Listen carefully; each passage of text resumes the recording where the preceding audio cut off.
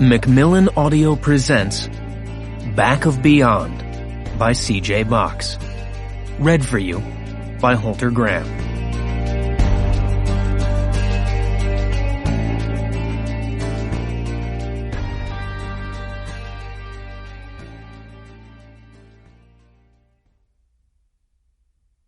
Who trusted God was love indeed, and love creation's final law.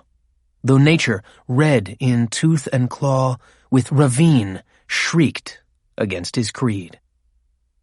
Canto 56, Alfred Lord Tennyson's In Memoriam A.H.H., 1850. Part 1. Montana. Chapter 1. The night before Cody Hoyt shot the county coroner, he was driving without a purpose in his county Ford Expedition, as he often did these days. He was agitated and restless, chain-smoking cigarettes until his throat was raw and sore. He drove right by the rural bars he used to frequent, not going in. Then the call came from dispatch on his cell phone. Hikers claimed they found a burned-out cabin in the Big Belt Mountains to the northeast, with maybe a dead body inside. Even though it was the end of June, the weather was unseasonably cold, and it had rained in the valley for 3 straight days. That evening, before the clouds finally lifted and the sun died, he'd seen a dusting of snow on the tops of the Big Belts to the north and the Elkhorn Mountains to the south. Snow. "Patrol has been sent up there," Edna, the dispatcher, said. He liked Edna, even though she'd decided she was his surrogate mother and gave him pies and casseroles and tried to fix him up with Helena divorcees. She said, "My list says you're the one on call tonight." "Yeah," he said. Cody was a Lewis and Clark County Sheriff's Department investigator. Detectives were automatically called to investigate any unattended death, meaning accidents, suicides, or, in the rare instance, homicides. "Because you have nothing else to do," she said, mock joking. "Not a damn thing," he said, deadly serious. "Are you at home?"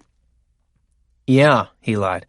"Watching the game on TV. Just a second, let me grab something to write on."